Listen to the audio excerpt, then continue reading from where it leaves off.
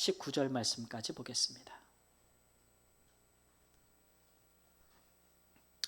열왕기하 5장 8절에서 19절 말씀.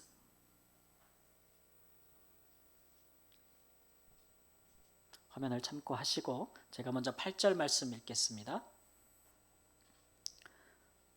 하나님의 사람 엘리사가 이스라엘 왕이 자기의 옷을 찢었다 함을 듣고 왕에게 보내 이르되 왕이 어찌하여 옷을 찢었나이까? 그 사람을 내게로 오게 하소서. 그가 이스라엘 중에 선지자가 있는 줄을 알리이다 하니라. 나아만이 이에 말들과 병거들을 거느리고 이르러 엘리사의 집 문에 서니 엘리사가 사자를 그에게 보내 이르되 너는 가서 요단강에 몸을 7번 씻으라. 네 살이 회복되어 깨끗하리라 하는지라. 나아만이 노하여 물러가며 이르되 내 생각에는 그가 내게로 나와 서서 그의 하나님 여호와의 이름을 부르고 그의 손을 그 부위에 의해 흔들어 나병을 고칠까 하였도다. 다말섹강 아바나와 바르발은 이스라엘의 모든 강물보다 낫지 아니하냐? 내가 거기서 몸을 씻으면 깨끗하게 되지 아니하랴 하고 몸을 돌려 분노하여 떠나니 그의 종들이 나와서 말하여 이르되 내 아버지여 선지자가 당신에게 큰 일을 행하라 말하였다면 행하지 아니하였으리이까? 하물며 당신에게 이르기를 씻어 깨끗하게 하라 함이리이까 하니 나아만이 이에 내려가서 하나님의 사람의 말대로 요단강에 7번 문을 잠그니 그의 살이 어린 아이의 살같이 회복되어 깨끗하게 되었더라. 나아만이 모든 군대와 함께 하나님의 사람에게로 돌아와서 그의 앞에 서서 이르되 내가 이제 이스라엘 외에는 온 천하에 신이 없는 줄을 아나이다. 정하건대 당신의 종에게서 예물을 받으소서 하니 이르되 내가 섬기는 여호와께서 살아계심을 두고 맹세하노니 내가 그 앞에서 받지 아니하리라 하였더라. 나아만이 받으라고 강권하되 그가 거절하니라. 나아만이 이르되 그러면 청하건대 노새 2마리의 실을 흙을 당신의 종에게 주소서. 이제부터는 종이 번제물과 다른 희생제사를 여호와 외 다른 신에게는 드리지 아니하고 다만 여호와께 드리겠나이다. 오직 한 가지 일이 있사오니 여호와께서 당신의 종을 용서하시기를 원하나이다. 곧 내 주인께서 림몬의 신당에 들어가 거기서 경배하며 그가 내 손을 의지하심에 내가 림몬의 신당에서 몸을 굽히오니 내가 림몬의 신당에서 몸을 굽힐 때에 여호와께서 이 일에 대하여 당신의 종을 용서하시기를 원하나이다 하니 엘리사가 이르되 너는 평안히 가라 하니라. 그가 엘리사를 떠나 조금 가니라. 아멘. 세월이 참 빠르고 변화의 속도도 빠릅니다. 피부로 느끼실 거예요. 그렇죠? 이 시대가 지금 얼만큼 어디로 흘러가고 있는가, 또 사람들의 생각과 가치관은 인생과는 어떻게 변해가고 있는가 살펴보려면 이 시대의 문화의 흐름을 보면 알 수 있겠죠. 우리가 살고 있는 시대의 문화는 다양하지만 우리가 살고 있는 시대는 보는 시대예요. 그래서 영상 미디어로 문화의 여러 가지 사상과 메시지들이 전파되고 있는데 그걸 보면은 사람들이 어떻게 살기를 원하는가 하는 것들이 이제 읽혀질 때가 있죠. 얼마 되지 않았지만 과거에는 사람들이 그 슈퍼 히어로라 그래서 영웅들 있잖아요. 영웅들의 이야기를 참 좋아했습니다. 그래서 그런 것들을 드라마나 영화나 이런 것들로 많이 만들고 많은 사람들이 보았죠. 슈퍼맨도 있고 또 뭐 원더우먼도 있고 뭐 배트맨도 있고 막 이런 영웅들이 나타나서 참 이렇게 하는 걸 보면 야, 우리 시대에 저런 영웅들이 필요하지 않나 이런 생각들을 많이 했었어요. 그런데 그런 캐릭터들은 되게 착하죠. 선하고 아주 정의롭습니다. 그리고 또 악을 징벌하고 선을 장려하는 그런 일에 아주 열심이고 그런 것에 어떤 희생을 감수하더라도 그런 걸 하려고 하는 그런 영웅들이에요. 그래서 되게 모범적이죠. 근데 지금은요, 그런 캐릭터들이 주목받지 않습니다. 요즘은 슈퍼히어로의 시대가 아니라 슈퍼빌런의 시대예요. 여러분 빌런이란 말 아십니까? 우리말로 하면 악당이라고 해요. 악당. 요즘의 사람들은 영웅들보다 악당들을 좋아합니다. 요즘 그려지는 악당들은 진짜 나쁜 악당이라기보다는 적당히 적당히 악해요. 적당히 이기적이고 또 어떨 때는 좋은 일도 해요. 그래서 사람들이 오히려 이 빌런들에 대해서 굉장히 그 매력을 느껴요. 여러분 TV나 영화 같은 거 보시다 보면 뭐 이상하게 생긴 악당들 나오는 거 보는데 꽤 인기가 좋고 매력을 느낍니다. 왜냐하면 요즘 사람들이 볼 때 이 빌런들은 그런 악당으로 빠지게 되는 그 과정이 있어요. 날 때부터 빌런은 아니고 이 세상에 살면서 참 힘들고 억울하고 고통스러운 일을 많이 당해요. 그러다 보니까 자기가 악당이 돼가는 거예요. 그래서 많은 사람들이 그걸 보면서 공감한대요. 공감. 야, 우리 살다 보면 진짜 저런 일 겪지. 저런 일 겪으면 어떻게 사람이 저렇게 안 될 수 있어. 이런 이제 공감을 한다는 거죠. 그래서 이 빌런들의 영화나 드라마 이런 걸 보면은 현실을 고발해요. 우리가 살아가고 있는 현실에 무슨 문제가 있는지를 적나라하게 고발하고 있는 것이죠. 세상을 빛과 어둠, 선과 악 이렇게 이분법적으로 나눌 수 없는 그런 상황들이 많다는 거예요. 뿐만 아니라 이 사람들은 또 자기가 악당이기 때문에 하고 싶은 거 다 해요. 원하는 거. 그래서 아주 좀 이기적인 부분도 있죠. 근데 또 어떨 때는 또 사람의 생명을 구하거나 그런 일도 하고 그런 일도 있어서 많은 사람들이 야, 빌런이 멋있다. 저렇게 살았으면 좋겠다. 다른 사람 눈치 보지 않고 다른 사람 생각하지 않고 내 마음에서 진짜 원하는 대로 자유롭게 내가 좀 살면서 적당히 이기적이고 적당히 나쁘고 적당히 좋았으면 좋겠다. 선했으면 좋겠다. 이런 마음을 갖는다 그래요. 이 시대의 사람들이 이 시대를 살아가면서 느끼는 공감대가 형성됐다고 볼 수가 있겠죠. 그래서 제가 어느 그 여론조사를 봤는데 요즘 사람들 특히 이제 젊은 세대들의 꿈이 뭐냐, 인생을 향한 계획과 꿈이 뭐냐 그러면 돈 많은 백수래요. 돈 많은 백수. 다 그렇게 살고 싶대. 근데 그게 현실적으로 가능해요? 불가능해요? 불가능하니까 하여튼 지금은 열심히 일하는 거예요. 열심히 일해. 뭐 아르바이트도 하고 뭐 하여튼 막 해. 닥친 대로 일을 해요. 근데 현실은 뭐 한두 평, 세 평 되는 그런 데서 월세로 형님께 살아가지만 하루에 대부분을 일하며 살아가지만 그래도 마음의 꿈은 뭐예요? 돈 많은 백수로 살았으면 좋겠다. 언젠가는 좀 일 안 하고 일 안 해도 좀 내가 하고 싶은 거 하고 내가 즐기고 싶은 거 즐기고 좀 편하게 살고 싶다. 이런 소망을 다 가진대요. 그런 인생이 한 번 사는 인생의 최고의 인생이 아닌가 이런 생각들이 사람들의 가치관으로 공감대를 얻고 있다라는 것이죠.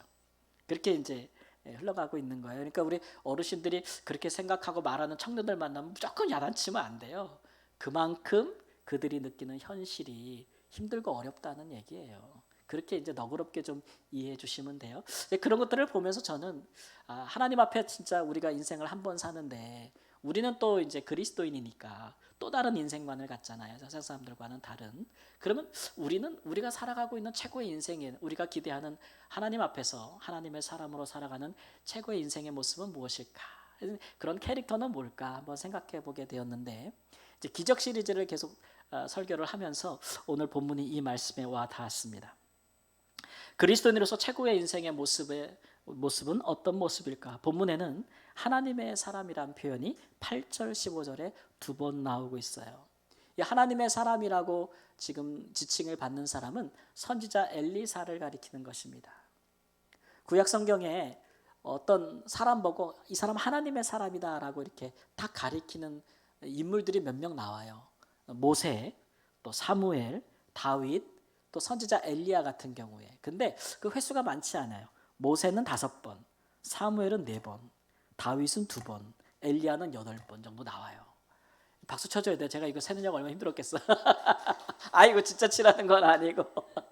근데 엘리사 선지자는 하나님의 사람이다라고 하는 말이 28번이나 나와요. 그러니까 상대적으로 굉장히 많죠. 그러니까 이 이야기는 엘리사는 어떻게 하나님의 사람이라는 그런 일컬음을 호칭을 그 당시의 사람들로부터 이렇게 많이 받았을까라는 것들을 생각해 보지 않을 수 없습니다. 원래 이 사람은 농사짓는 농부예요. 근데 이 엘리사가 선지자가 되는 과정을 보면 아주 흥미롭습니다. 열왕기상 19장에 가보면 19절에 엘리야가 거기서 떠나 사밧의 아들 엘리사를 만나니 저가 12 겨리서를 앞세우고 밭을 가는데 자기는 12째 겨리와 함께 있더라. 엘리야가 그리로 건너가서 겉옷을 그의 위에 던졌더니 저가 소를 버리고 엘리야에게로 달려가서 이르되 청컨대 나로 내 부모와 입맞추게 하소서. 그리한 후에 내가 당신을 따르리이다. 엘리야가 저에게 이르되 돌아가라. 내가 내게 어떻게 행하였느냐 하니라. 엘리사가 저를 떠나 돌아가서 소 한 겨리를 취하여 잡고 소의 기구를 불살라 그 고기를 삶아 백성에게 주어 먹게 하고 일어나가서 엘리야를 쫓으며 수종들었더라. 엘리사가 선지자가 된 배경은 아주 독특해요.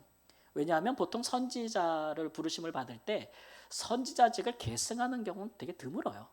하나님이 어느 날 그냥 어느 누구에게 찾아가서 성령이 임하게 하고 선지자로 쓰는 경우가 대부분인데, 엘리사 같은 경우는 그 스승이 선지자 엘리야예요. 엘리야가 너무 죽겠다 그러고 혼자 남았다고 죽고 싶다고 하니까 하나님이 엘리사를 가서 기름 부으라 그랬어요. 근데 엘리사가 딱 엘리야 선지자의 부름을 받고 나서는 하는 일이 굉장히 대담하죠. 12겨리의 소를 갈았다는 얘기는 한 겨리가 소가 2마리씩 짝지어 밭을 가는 거니까 24마리의 소가 있는 거예요. 세트로 12마리가 있는 거니까 그 정도 밭을 갈면 옛날에 나름 부자 아니겠어요? 땅도 많고. 그런 건데 그거 다 버리고 엘리야 선지자를 쫓았다 그랬어요. 그러니까 이거 쉽지 않잖아요. 고민되지 않겠어요? 예수님 당시에도 부자 청년이 예수님께 나왔는데 예수님께서 너 그거 다 버리고 내 제자가 되라 그러니까 못했잖아요. 실제로 그래요. 우리가 신앙생활하다가 하나님 큰 은혜를 받아서 어떤 특별한 미션을 내가 느낄 때 내 삶의 이 좋은 조건들을 다 버리고 그렇게 가기란 쉽지 않죠. 고민이 되고 많은 생각을 할 텐데 엘리사는 즉시 응답했어요. 그리고서는 부모님도 남겨뒀다 그랬어요. 부모님 모시는 것도 중단, 스탑. 그리고는 심지어는 자기가 돌아갈 다리도 다 부숴버려요. 소를 불살라서 제사 그거를 소 기구, 농사질 기구 다 불살라가지고 태워버리고 소를 잡아서 마을 주민들에게 대접하고 엘리야를 쫓아가요. 그러니까 각오가 대단한 거죠. 각오가 대단한 거죠. 이 사람은 부족한 것이 없었을 텐데 왜 이런 결단을 했는가 보면 사람은 외모나 조건으로 따질 수 없는 게 있는 것 같아요. 이 선지자 엘리사는 마음에 어떤 하나님의 부르심에 대한 강한 어떤 갈망이 있었던 것 같아요. 그러니까 기회가 오자 이런 결단 능력을 보이는 거죠. 이런 모습은 마치 예수님께서 그의 제자들을 부르실 때 처음 제자들이 보였던 반응하고 유사하죠. 제자들이 처음에는 진짜 순수했어요. 자기 직업이 어떠하든 자기의 상황이 어떠하든 예수님께서 내가 너로 사람을 낚는 어부가 되게 하려 너는 나를 따르라 이런 말씀을 주실 때 다 버리고 떠났다 그랬어요. 이제 시간이 지나면서 바뀌는 거죠. 시간이 지나면서 내가 다 버리고 예수님을 따랐는데 내가 얻을 것은 무엇인가? 내가 차지할 자리는 어디인가? 자꾸 이제 변하게 되는데 처음에는 그렇지 않았다는 거예요. 이런 모습을 보면서 엘리사가 정말 하나님의 사람으로서 이렇게 출발하고 있구나라는 것을 볼 수 있죠. 여러분 하나님의 사람이란 말은 구약적인 표현인데 이거 신약적인 표현으로 바꾸면 그리스도인이란 말이에요. 하나님의 사람, 예수님의 사람 같은 말이죠. 예수님이 오기 전과 후가 다르지만 표현은 다르지만 같은 말인 거예요. 그러니까 우리가 예수님을 믿고 또 그의 사람이 될 때 우리가 보이는 반응도 유사하다는 것을 이야기해주고 있는 거죠.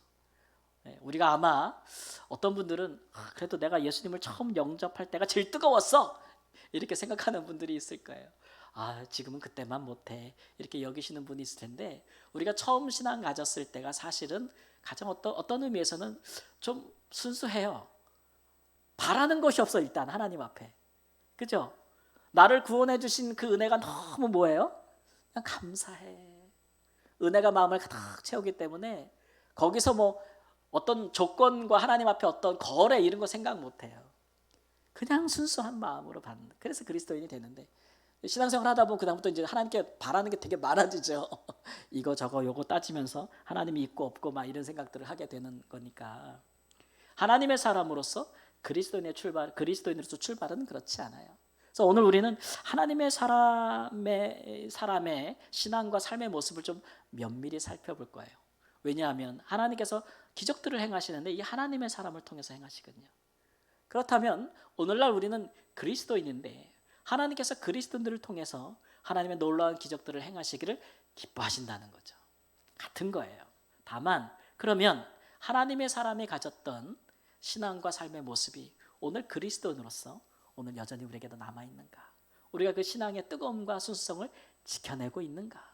그런 것들을 한번 살펴보기를 원하는 것입니다. 그래서 우리의 삶에서 같은 믿음, 같은 삶을 통해서 하나님의 크고 놀라운 기적 같은 역사들이 일어나기를 주님의 이름으로 축원합니다. 먼저 하나님의 사람은 어떤 신앙을 가진 사람이었습니까? 첫째로 함께 읽겠습니다. 하나님을 만왕의 왕으로 굳게 믿은 사람이었습니다. 하나님의 사람 이 선지자 엘리사는 하나님을 모든 왕 중의 왕으로, 만왕의 왕으로 굳게 믿은 사람이에요. 오늘 본문 말씀 보면 선지자는 지금 두 왕 사이에서 끼어 있습니다. 한 사람은 북쪽에 있는 아람, 지금으로 말하면 시리아라는 나라인데 그 왕과 그 다음에 자기가 속한 북이스라엘의 왕 사이에 끼어 있어요. 예. 아람은 북이스라엘의 적국이고 또 북이스라엘 왕은 당시 아주 사악하고 하나님을 경외하지 않는 바알 숭배자였기 때문에 선지자가 이 둘 사이에 낀다는 것은 악한 사람 둘 사이에 끼는 거기 때문에 아주 어려운 일이죠. 이럴 때 우리가 즐겨 쓰는 표현이 뭐냐면 고래 싸움에 새우등 터진다. 예. 선지자가 지금 위태위태한 행보를 길을 가고 있어요. 왜냐하면 북쪽의 아람 왕이 당시에는 북이스라엘을 지배하고 있고 북이스라엘은 속국 같았는데 갑자기 아람 왕이 자기의 군대 장관, 국방부 장관이 나병, 문둥병에 걸렸다고 그 사람을 보내가지고 이 사람 병을 고쳐주라 이렇게 요구한 거예요. 외교적으로. 그러니까 이제 외교적인 압박이죠. 네. 북이스라엘은 왕은 이 외교 문서와 그 군대 장관이 오는 것을 보고 자기 옷을 찢었다 그랬어요. 이게 옷을 찢는 것은 극한 슬픔과 비탄함의 표현이에요. 큰일 났다는 거죠. 그리고 이 군대 장관이 올 때 또 군대까지 쫙 대동해서 오니까 그래서 굉장한 압박이 된 거예요. 이것은 우리에게 병을 고치라는 얘기가 아니다. 우리가 어떻게 고치겠냐 나병을. 그러니까 이것은 우리에게 전쟁을 하려고 시비를 거는 거다라고 생각했던 것이죠. 이 일에 대한 발단은 아람의 노예로 잡혀갔던 북이스라엘의 소녀 하나, 노예가 되었던 전쟁 중에 포로가 되었던 소녀 하나에게서 비롯된 거예요. 그 소녀가 우연히 그 아람의 군대 장관 나아만에서 노예로 살게 되었는데 그가 그 여주인에게 말하기를 열왕기하 5장 3절 말씀 이렇게 이야기합니다. 우리 주인이 사마리아에 계신 선지자 앞에 계셨으면 좋겠나이다. 그가 그 나병을 고치리이다. 이 한마디로부터 시작이 되는 거예요. 이것이 이렇게 외교적으로 국가 간의 갈등을 고조시킬 만한 일이 될 줄을 이 소녀는 몰랐을 것 같아요. 근데 병든 사람이 얼마나 절박해요. 지푸라기라도 잡고 싶으니까 자기 왕에게 가서 이야기하고 이제 이 일들이 벌어지는 거예요. 이 일이 벌어질 때 가장 난감한 것이 누구였겠어요? 북이스라엘 왕도 난감하지만 더 난감한 것은 선지자예요. 선지자. 이 병을 고쳐내야 되는 거 아니에요 지금. 예? 하나님의 이름이 걸려 있는 거 아니에요? 그래야 국가 간의 외교 갈등도 해결하고 전쟁의 위기도 막는 거기 때문에 선지자가 굉장한 그 엄청난 인간적으로 압박과 부담감을 느꼈을 거예요. 그러니 이럴 때는 도망가는 게 상책이죠. 숨는 게 상책 아니겠어요? 내가 왜 그 사람의 병을 고쳐주냐? 그 사람은 우리의 적국의 군대 수장이란 말이에요. 나는 고칠 수 없다. 그렇게 해서 숨어버리거나 거절하거나 도망가는 것이 상책인데 이게 살 길 아니겠어요? 근데 오늘 하나님의 사람, 이 선지자 엘리사가 보인 반응은 그렇지 않습니다. 그 사람을 내게로 오게 하소서. 굉장히 적극적으로 대응하는 것을 볼 수 있어요. 그리고 그 사람이 군대와 함께 자기 집에 이르렀을 때에 심지어 이 하나님의 사람은 나가서 환영하지도 않고 영접하지도 않습니다. 그 얼굴을 보지도 않아요. 그냥 자기 종을 보내서 하는 말이 요단강에 가서 내 몸을 7번 씻으라. 요단강은 엘리사가 있는 곳에서 약 30km 정도 되는 거리인데 거기까지 또 가라는 거예요. 가서 몸을 씻으라는 얘기예요. 이런 것들에 대해서 이 나아만 장군은 굉장한 이제 그 분노를 느꼈다. 그 선지자를 죽일 수도 있는 거죠. 분노를 느꼈다. 왜냐하면 이건 예의가 아니라고 생각한 거예요. 내가 누군데? 외교적인 결례라고 생각했던 것이죠. 그 나아만이 생각할 때는 우리나라에 가면 너만 못한 선지자가 제사장이 없는 줄 아느냐? 우리나라에도 림몬이라는 신을 우리가 섬기는데 그 신전에 가면은 많은 제사장들이 있는데 내가 가면은 뛰어나와서 뭐예요? 영접하는 높은 사람이니까 영접하고 그 위에 그를 위해서 막 기도하고 말이지. 예? 그 상처에 막 뭘 뿌리면서 막 환처에 뿌리면서 예? 그렇게 치료하고 말이지. 그런데 말이야. 감히 어떻게 나한테 이럴 수가 있느냐 이런 거예요. 그래서 굉장히 분노하는 것을 볼 수가 있습니다. 인간적으로도 보면은 이렇게까지 할 필요가 있는가라는 생각이 들 수 있죠. 문제를 키우려고 하는 거야, 문제를 해결하려고 하는 거야. 이제 이런 생각을 우리가 가질 수가 있는데 이거는 나만 장군의 입장이에요. 근데 이 하나님의 사람 선지자 입장은 달라요. 선지자가 볼 때 결례를 행하는 사람은 나만 장군입니다. 그가 볼 때 나만 장군은 나병을 고치려고 온 사람이에요. 그렇죠? 누가 누구에게 예의를 표해야 되는 거예요. 네. 그리고 이 사람은 지금 누구 앞에 나온 거예요? 하나님 앞에 병 고쳐달라고 나온 거예요. 그래서 선지자는 하나님을 대리하는 사람이에요. 그래서 하나님 앞에 마땅히 네가 보일 예의를 취하지 않은 것에 대해서 선지자가 이제 가르침을 주고 있는 거예요. 왜냐하면 이 선지자는 두 왕 사이에 끼어 있고 존귀한 군대 장관이 있지만 그가 섬기는 진짜 왕은 누구예요? 하나님. 그래서 그가 하나님의 사람인 거예요. 그는 하나님이 모든 왕보다 더 높으신 분이 만왕의 왕이라는 아주 굳센 믿음을 갖고 있어요. 그러니까 외식을 행하지 않는 이 일에 대해서 자기의 믿음에 위반하는 사람들에게 보이기 위한 세차를 안 하는 거예요. 예. 그래서 이 두 지금 세계가 충돌하고 있는 것인데 이 하나님의 사람은 이런 일에 결코 물러남도 없고 두려움을 가지지도 않아요. 이런 모습 때문에 그가 하나님의 사람이라고 일컬음을 받는 것이죠. 그의 신앙은 아주 견고합니다. 진짜 왕은 하나님이다. 예. 야고보서 5장 15절 말씀에도 보면 믿음의 기도는 병든 자를 구원하리니 주께서 그를 일으키시리라. 병든 자가 고침을 받으려면 믿음의 기도가 필요하다는 거예요. 이 믿음의 기도가 여러분 뭐예요? 병이 낫겠다는 믿음보다 병을 낫게 하시는 이가 누구냐라는 것에 대한 믿음이에요. 누가 병을 낫게 해요? 하나님이 낫게 하는 거지. 그 믿음이 중요한 거예요. 선지자가 그것을 지금 나만에게 요구하고 있는 거죠.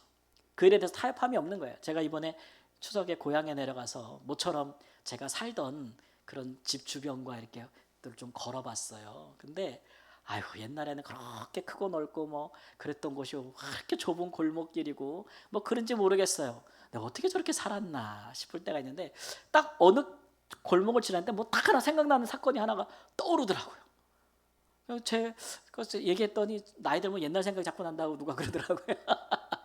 장기 기억만 살아난대. 단기 기억은 사라지고. 그러면 나이 든 줄 알아라. 그래서 생각지도 못했던 어린 시절 사건 하나가 떠오르길래 내가 나이가 들었나 보다. 그런 생각이 들었는데 그게 뭐냐면 잘 기억은 안 나는데 저희 어머니가 어쩌지 무슨 일을 밖에서 하다가 어떤 사람하고 좀 부딪히는 일이 있었어요. 근데 그 사람을 우리가 알고 있는 사람인데 그 사람이 화가 나가지고 우리 어머니를 밀치고 우리 어머니한테 욕을 했다는 얘기를 제가 들었어요. 제가 아마 고등학교 1학년 때였나 봐요. 저는 고등학교 1학년 때도 키가 아주 작았습니다. 근데 그 순간 그 얘기를 듣는 순간 우리 어머니를 욕하고 우리 어머니를 미쳤다는 얘기를 듣는 순간 아들로서 슈퍼맨이 되더라고요. 찾아가가지고 그 사람은 그냥 멱살을 잡고 제가 아저씨였는데 멱살을 잡고 네가 뭔데 우리 엄마한테 욕을 해? 네가 뭔데 우리 엄마를 밀쳐? 막 그래가지고 막 대들면서 싸웠던 기억이 나요. 그 기억이 싹 스쳐가는 거야.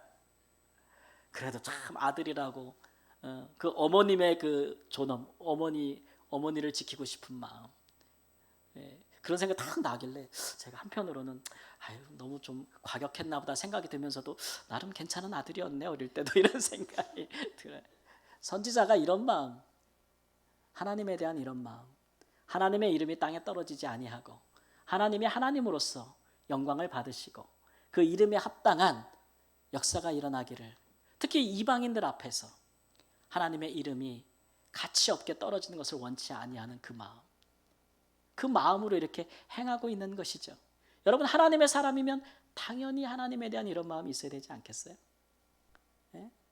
하나님이 만왕의 왕이시라는, 하나님께 영광을 돌려야 한다는 그런 마음으로 살지 않겠어요? 우리가 그리스도인인데, 하나님의 사람이, 우리는 그리스도인인데, 그럼 우리 마음의 가장 큰 믿음은 뭐냐면, 우리를 구원하신 예수 그리스도께서 우리를 통하여, 나를 통해 영광을 받으셔야 된다는 그 마음, 그 믿음 있어야겠어요, 없어야겠어요? 이거는 무엇과 또 양보할 수 없는 신앙이죠. 그 무엇과도 우리가 견주어서 포기할 수 없는 믿음이 그 믿음이에요. 우리 예수님의 이름을 높이고자 하는 그 마음, 나를 구원하신 이 하나님의 아들을 존귀케 하려고 하는 그 믿음은 우리 가운데 가장 포기할 수 없는 가장 값진 믿음이죠.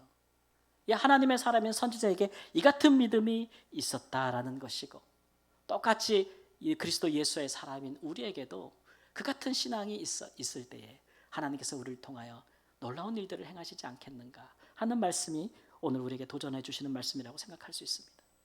여러분, 선지자 엘리사는 하나님의 사람이었기에 정말 왕 중 왕이신 하나님을 믿는 일에 대해서 양보함이 없었어요. 우리가 그리스도인이라 함은 예수 그리스도를 주로 섬기는 사람들이 아니겠습니까? 같은 말이에요. 주로 섬긴다는 것은 그분이 세상의 진정한 왕이라는 거예요. 이 신앙에 충돌하는 그 어떠한 힘이나 권력이나 지식이나 사람이나 재물이나 상황에 우리는 두려움이 없어야 돼요. 물러서지 말아야 돼요. 충돌할 땐 충돌해야 돼요. 거기에 하나님의 사람처럼 우리의 모든 것을 걸고 살아야 돼요. 선택하고 행동하고 기도해야 돼요. 그럴 때에 하나님께서 영광을 받으시고 하나님께서 놀라운 기적들을 행하시는 줄을 믿습니다. 뒤로 물러가지 말자, 회피하지 말자. 이 일에 내 자신이 아니라 우리 주님의 이름이 걸려있다. 우리야 세상을 살면서 때로는 우리가 그리스도인이기 때문에 양보도 하고 좀 손해도 보고 희생도 하고 그럴 수 있죠. 우리가 복음을 전하기 위해서라면 뭔들 못하겠어요. 낮은 자에게는 낮은 자와 같이, 높은 자에게는 또 높은 자와 같이 우리가 이 모양 저 모양으로 그렇게 교제하면서 복음을 전할 수 있는 일인데, 그러나 하나님의 이름을 높이고 하나님의 하나님 되심을 증거하는 일에는, 그 일에는 양보하면 안 돼요. 그것은 우리가 세상 앞에서 하나님을 부인하는 거기 때문에 그렇게 하면 안 될 줄 믿습니다. 두 번째, 하나님의 사람의 삶의 모습은 어떠했습니까? 보면 함께 읽습니다. 둘째, 하나님 앞에서 사는 사람이었다. 하나님의 사람은 하나님 앞에서 사는 사람이었다. 이 하나님 앞에서라는 말은 코람데오라는 말 들어보셨죠? 내가 하나님 앞에서 산다. 이 말은 마치 왕 앞에서 그를 모셔선 신하들과 같은, 예를 들어 우리 드라마 같은 거 보면은 왕이 있고 신하들이 그 앞에 쭉 모셔서잖아요. 그러한 모습 같은 거예요. 군대 장관 나아만이 병을 치유받고 예물을 받으라고 강권했습니다. 강권. 여러분, 강권하는 것을 거절하는 것은 쉽지 않죠. 막 주는데 그냥 받으라고 막 강권하는데 끝까지 거절하는 것은 굉장히 어색합니다. 그 사람의 면을 봐서라도 받기가 쉽지 거절하기가 쉽지 않죠. 근데 선지자는 여호와께서 살아계심을 두고 맹세하노니 내가 그 앞에서 받지 아니하리라. 내가 섬기는 하나님의 살아계심을 두고 맹세하는 내가 받지 않겠다라는 표현이에요. 나만 장군은 병고침에 대한 대가를 치르기를 원했죠. 고마움과 감사의 표시겠죠. 나아만이 선지자에게 온 것은 병을 고치려 함이에요. 고치려 함. 그러나 선지자가, 하나님의 사람이 그 병을 고쳐준 것은 단순히 병을 고치려 함의 목적이 있지 않았다는 것을 의미해요. 그 이상의 것을 바라보았다는 거죠. 그것은 그 사람 이방인의 군대 장관, 그 사람의 영혼, 그 사람의 신앙, 그 사람이 하나님을 만날 기회, 그런 것으로 여기셨다는 거죠. 우리도 이제 성경에서도 그런 사건들이 많이 나오는데, 우리 예수님도 보면은 병든 사람이 참 예수님께 많이 나오잖아요. 근데 항상 예수님께서 병을 고쳐 주실 때 육체의 병을 고쳐 주심으로써 그 사람이 육체의 자유함을 얻는 것도 참 기쁜 일이지만, 그러나 항상 예수님께서 그의 그 사건을 통해서 그에게 믿음을 주고, 그런 말미암아 구원에 이르게 하는 것을 참 기뻐하셨다는 것을 우리가 봐요. 그래서 병든 자에게 병을 고친 후에 예수님께서 내 믿음이 너를 구원하였느니라 라는 표현을 하시잖아요. 이것은 병을 고치는 일에도 하나님이 생각하시는 그 목적은 그 이상이라는 것을 우리에게 보여주고 있는 거죠. 예물을 받지 아니하자 나아만이 이 하나님의 은혜에 빚졌다는 마음을 갖지요. 갚았다는 마음이 아니고. 그렇기 때문에 그가 이제 내가 이제부터는 이스라엘의 하나님 여호와께만, 세상에 다른 신이 없으니까 그에게만 번제물과 희생 제사를 드리겠다고 그렇게 이제 고백하는 것을 볼 수가 있습니다. 여러분, 하나님을 만날 때는 하나님의 값 없는 은혜를 경험하고 느끼는 것, 받는 것이 아주 중요합니다. 은혜를 받지 않고 하는 헌신들은 그 방향을 잃기 참 쉬워요. 우리가 하나님께 하는 헌신과 감사는 다 하나님께서 우리에게 주시는 갚을 수 없는 은혜에 기초할 때만이, 그때만이 그것이 온전해질 수 있어요. 그렇지 않으면 다른 이유 때문에 우리가 헌신하고 감사하는 거라면 그것들은 온전해질 수 없고 나중에 문제가 많이 되죠.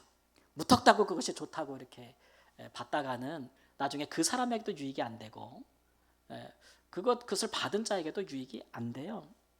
그래서 예수님께서 이제 이런 일들이 있었는데, 요한복음 2장 23절 25절 말씀 가보면, 유월절에 예수께서 예루살렘에 계시니 많은 사람이 그의 행하시는 표적을 보고 그의 이름을 믿었으나 예수는 그의 몸을 의탁하지 아니하셨으니 이는 친히 모든 사람을 아심이요 또 사람에 대하여 누구의 증언도 받으실 필요가 없었으니 이는 그가 친히 사람의 속에 있는 것을 아셨습니다.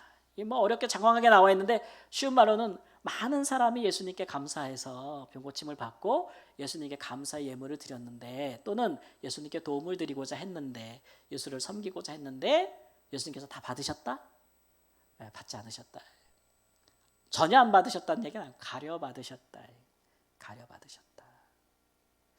사람들은 그렇죠. 여러 가지 동기로 때로는 재물도 내놓고 봉사도 하고 합니다.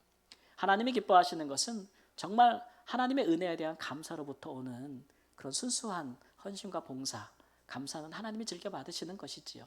자원하는 마음으로 드리는. 근데 억지로 하는 것이나 혹은 사람에게 보이려고 하는 것이나 자기를 드러내려고 하는 것들은, 그런 것들은 항상 좋은 결과에 이르지 못해요. 그 헌신을 통해서 하나님을 향한 사랑과 믿음의 깊이에 이르지 못해요. 잘 보세요. 우리 집에 그런 일들이 적지 않아요. 하나님께 오히려 헌신하고 감사한 이후에 시험에 들거나 믿음을 잃거나 그런 경우는 대부분 다 그런 경우에 속해요. 제가 말라위에서 한인교회를 할 때에 어느 집사님 한 분이 계셨는데 교회의 다른 집사님들하고 이렇게 사업적인 거래를 하셨어요. 한 분은 좀 형편이 좋고 한 분은 좀 어려운데, 저는 가능하면 하지 말라고 이야기하는데, 그래서 형편이 좋은 분이, 집사님이 근데 두 분이 별로 관계가 안 좋거든요. 근데 뭐 이렇게 그런 거래를 하셨는지 모르겠어요. 하여튼 그런 일이 있었는데, 이 형편이 좋은 분이 다른 분에게 기계, 몇만 불짜리 기계를 준 거예요. 사용하라고. 이분이 어려우니까, 기계 살 돈이 없으니까 빌려준 거예요. 그래서 참 서로 관계도 안 좋은데 이분이 참 큰 결단을 하셨다. 이를 통해서 참 관계가 좋아지면 좋겠다라고 생각을 했어요. 근데 나중에 비하인드 스토리를 들어보니까 영 찜찜하더라고요.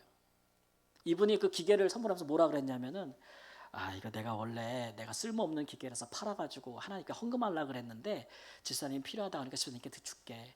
근데 집사님이 이거 갖고 열심히 장사해가지고 매달 얼마씩 하나님께 헌금해, 기계값이라고 생각하고 나 대신 그렇게 준 거예요. 그러니까 이분은 이거 갖고 장사해가지고 매달 얼마씩 기계값 살 때까지 교회 헌금을 한다는 조건으로 또 받았는데, 둘이 또 뭐까지 썼어. 또 이렇게 이렇게 써가지고 지켜졌겠어요? 안 지켜졌겠어요? 안 지켜졌지. 나중에 서로 비난을 하기 시작하는데, 자기네끼리 자기네 부족한 인품을 따라 비난하면 괜찮지. 하나님의 이름을 걸고 넘어지면서 서로 비난하는 거지. 헌금하라고 줬잖아. 줄래면 그냥 주지. 자기가 헌금하지. 왜 나한테 헌금하라고 하냐, 줬냐고 막 이러면서 막 그렇게 싸우는데, 중재하기가 진짜 힘들었어요. 어떻게 중재하겠어요? 누구 편을 들겠어요? 둘 다 뿅망치로 때렸어요. 제가. 하나님이 그런 분이냐? 하나님이 이렇게 사람의 마음과 헌신을 받는 분이냐? 하나님을 이용하지 말라고. 드리려면 하나님 은혜에 감사해서 자기가 드릴 것이고, 예, 남을 미워하는 마음으로 남을 어떻게 어렵게 하려는 의도로, 외식하는 마음으로 은혜를 베푸는 것, 사랑을 베푸는 것 같지만 그렇지 않게 못할 줄 알면서도 그렇게 한 마음도 악한 것이고, 그것을 받아서 하나님께 드릴 마음이 없으면서 받은 자도 악한 것이고,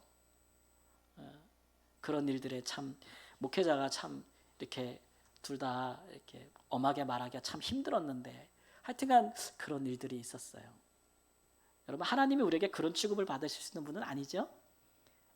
은혜, 우리는 하나님 앞에 받은 은혜가 있고, 그 은혜로 말미암아서 우리가 늘 하나님 앞에 살아가는 거예요. 하나님 앞에서 사는 거예요. 하나님의 사람의 이 거절이 나아만 장군을 굉장히 상황상 어렵게 만들고 어색하게 했겠지만, 그러나 그 결과로서 이 이방인이 하나님께 돌아왔다는 것을 우리는 꼭 기억해야 됩니다. 재물보다 귀한 것이 영혼이 아니겠어요? 영혼. 이 시대가 아무리 돈을 사랑한다고 하더라도 이 돈이라는 것은 만사의 범사에 유익하지만, 그러나 성경이 또 일만하게 뿌리가 된다고 가르치잖아요. 세상에 돈을 거절할 수 있는 영성이란 게 있나요? 없을 것 같아요. 그런데 하나님 앞에 사는 사람들은 때로는 생명을 구원하고 영혼을 구원하는 일, 하나님 앞에 살기 때문에, 하나님의 이름 때문에 그런 일들을 절제하고 거절할 수 있다라는 것을 말씀해 주고 있는 것이죠. 우리의 모든 말과 행동이 우리가 하나님 앞에서 하고 있다는 것을 꼭 기억하시는 그런 그리스도인으로 사시기를 주님의 이름으로 축원합니다. 사랑하는 여러분, 하나님의 사람, 곧 그리스도인들은 신앙도 삶도 구별되어져야 하죠. 우리는 하나님을 왕으로, 예수님을 주님으로 믿고 살아가는 사람들입니다. 그렇지 않은 사람들과 똑같을 수는 없어요. 흔들리지 않는 확실한 믿음에 거하고, 코람데오, 나는 하나님 앞에서 산다, 하나님을 모시고 산다, 나는 나를 구원하신 주님 앞에서 산다 라는 삶을 사심으로써 하나님께서 행하시는 기적의 놀라운 통로가 되시기를 우리 주 예수님의 이름으로 축원합니다. 아멘. 우리 함께 기도하겠습니다. 하나님, 오늘 우리가 함께 상고하고 살펴본 하나님의 말씀대로 우리의 하나님을